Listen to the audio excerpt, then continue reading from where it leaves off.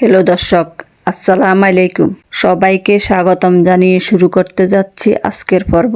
আজকে রমজানের স্পেশাল ফুলকো এবং মুসমুসে একদম পারফেক্ট বেগুনির রেসিপি তৈরি করে দেখাবো। রমজানের ইফতারে খুব কমন একটা খাবার হচ্ছে বেগুনি।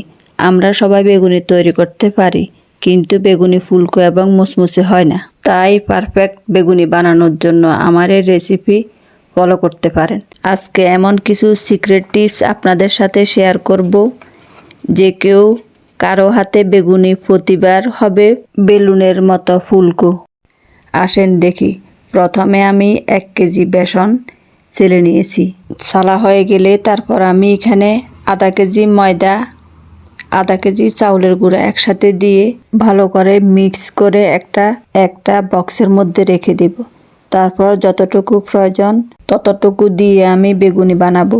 আপনারা আপনাদের প্রয়োজন মতো কম বেশি দিতে পারেন। তারপর একটা বাটিতে পরিমাণ মতো বেসন, সামান্য একটু লাল মরিচের গুঁড়া, সামান্য একটু জিরার গুঁড়া, স্বাদ মতো লবণ, সামান্য একটু আদা রসুন বাটা, অল্প অল্প করে পানি দিয়ে আমি স্মুথ একটা ব্যাটার তৈরি করে নেব।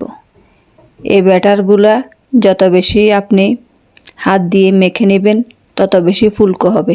ঘরে যদি এত সহজে রেস্টুরেন্টের মতো ফুলকো এবং মুসমুসে বেগুনি বানাতে পারেন, তাহলে আমরা বাজার থেকে কেন কিনে খাবো বলেন তো। তারপর আমি একটা বেগুনকে 4 ভাগ করে এইভাবে পাতলা পাতলা করে স্লাইস করে কেটে নিয়েছি আমার পরিমাণ মতো। আপনারাও আপনাদের পরিমাণ মতো কেটে নেবেন। তারপর আমি হালকা করে একটু লবণ দিয়েছি। তারপর একটা ফ্রাই প্যানে পরিমাণ মতো তেল দিয়ে এক এক করে বেগুনগুলা বেসনের মধ্যে দিয়ে তেলের মধ্যে ছেড়ে দেব। দেওয়ার সাথে সাথে দেখবেন ফুলে ফুলে একদম ফুটবলের মতো হয়ে যাচ্ছে। অনেকে কিন্তু বেগুনি অ্যালার্জির জন্য তেমন একটা পছন্দ করে না। আমার কাছে কিন্তু রমজান মাসে বেগুনি ছাড়া ভালোই লাগে না। অ্যালার্জিও থাকবে, বেগুনিও খাবো। চুলকাইতেও ভালো লাগে, বেগুনি খেতেও ভালো লাগে। এইভাবে করে আমি সম্পূর্ণ বেগুনি ভেজে নেব। এগুলা কিন্তু ভাজার পরেও 2-3 ঘন্টা মুসমুসে থাকবে, যেহেতু আমি এখানে ময়দার সাথে চাউলের গুঁড়া দিয়েছি। আপনারাও এইভাবে আমার মতো একসাথে মিক্স করে রেখে একটা বক্সের মধ্যে রেখে দিবেন।